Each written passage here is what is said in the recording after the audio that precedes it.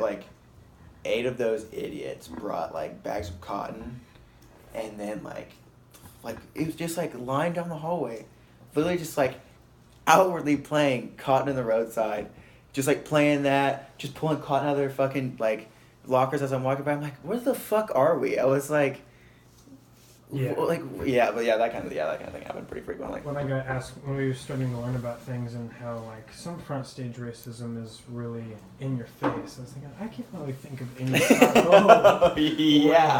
Oh yeah. Yeah, like in a lot of sporting events, people are just like fucking nigger, and I'd be like, okay, like, good one, like really got like that. Like when people even call me that, it doesn't. No. Like, there's like zero weight to it. I'm just like. Did it ever have any?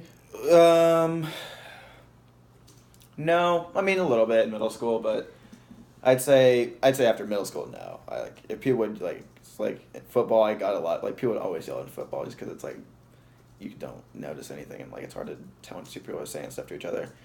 Football got a lot. Basketball a little bit, like a lot of like under the breath stuff.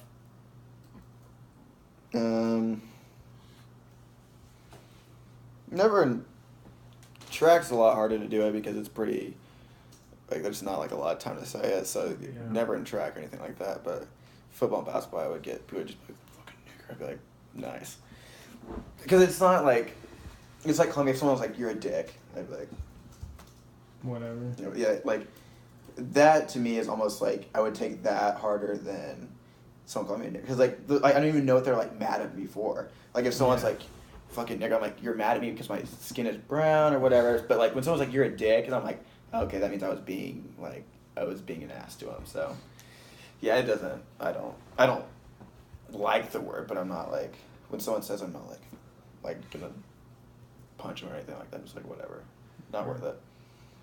That's fair. So do you? We'll go back to it. How do you think white people's perspectives on these questions would differ from yours? I'd say probably. I mean, I don't know. I'd say I don't like talking in generalizations, but it's the quickest way to do it. But like questions like the last one you asked about like what is the hardest thing to explain, you can't unless you've experienced. It's really. I would almost say it's impossible to answer that question because you have zero experience in it. And like I said, you can try to relate it to like life experience, like, oh, like one time, like if so, like for example, like if someone's like, oh, well, one time I went to an all Hispanic school.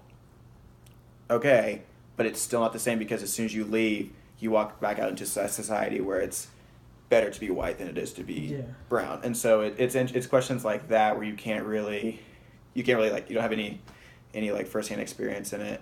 I think, and everyone's gonna have biases going into it. Like I know a lot of times when people get confronted with because we've made it such like a taboo thing to be racist, rightfully so. Like it's like that's fine, but now since it's such like a hot word to call someone, it's the N word for white people. Calling a white person a racist is the N word for white people because it's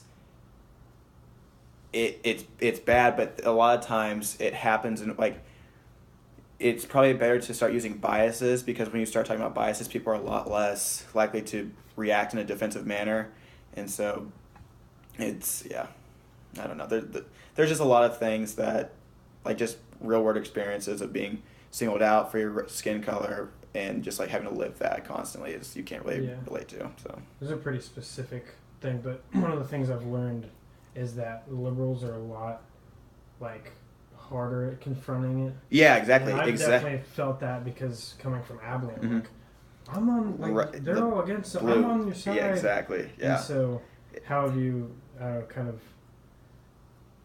is it weird like seeing in Abilene's area where like the people who were liberal and more like that help would be the least like to that's exactly what I meant by like it's harder, it's almost less productive to label someone as racist if like you need to point out that it's racism, but you have to do it in a very roundabout way to almost make them not feel like they're being attacked, because a lot of times they're doing it since they're not expressing racism in a very outward way or like in a very purposeful way. They think that they're completely clear of all racism. And if you aren't careful, like you said, liberals are very difficult to talk to when you're like, oh, hey, that's not okay. Like, that is a racist, like, this institution is racist, or like, this is racist. Like, what you just said to me is racist. It's very hard to do it because they're like, well, no, I'm with you. You know, it's like saying, like, a common thing that happens is if you ask someone, like, are you racist? Or you're like, if someone gets labeled like a racist, I'm like, well, no, I have a friend of color. And that's in a 1960s frame of reference. Sure, you would not be a racist in the 1960s, because in the 1960s, you know, any person who was like, I want you to be a little bit better, I want your life to be a little bit better, that's fine. But in today's world where we've tabooed it so much, it's there's a lot of smaller, subtle ways that people are racist that it's harder to point out, because it starts to get into things that their way of life, and it just questions a lot of their beliefs, very core beliefs that they think aren't racist. So yeah, it can be tough to like talk to people who are for you but also are still doing wrong things. I don't know. Yeah. So how have you seen, or do you see, socioeconomics intertwined with race? I'd say that's probably one of the most defining things about it, because you get very poor areas, very predominantly black areas that are very poor and destitute, and there's this conditioned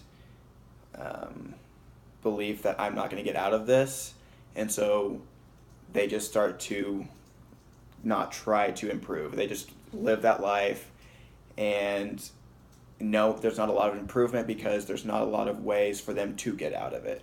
And so, you know, then you start having crime, and, you know, that's why these poor black areas are such high in crime, because first of all, they disproportionately targeted because they're notoriously high in crime, but it snowballs because then they start committing more crime, and then more people come and start watching them, so they pick up more crime, then they start committing more crime, and it's a very vicious cycle. And so I'd say it's one of the most defining features about race. And money and race are probably you get people that incarceration is really high for black men, incredibly high for black men, and that's a result of being poor. Kids can't, go to college because they're poor, so they just get stuck in this. And so it's a very, I'd say probably the most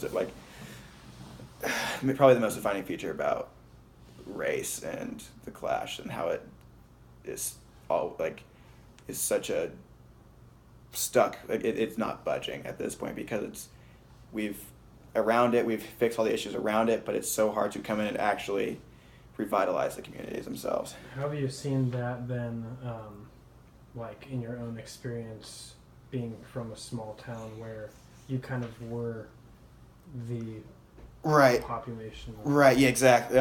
It's not, my experience is very different from, those very poor black communities, because while socioeconomically my family is definitely on the lower end of the spectrum, but my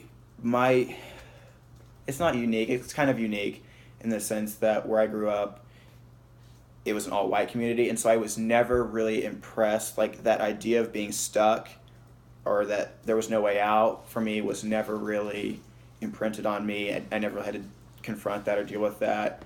It was just mostly dealing with the front stage racism, or what. Yeah, it's mostly dealing with that. And so for me, a lot of the things that black people do have to deal with, I didn't have to, and a lot of things that black people usually have to deal with or don't have to deal with, I had to deal with just because of the situation I was in. So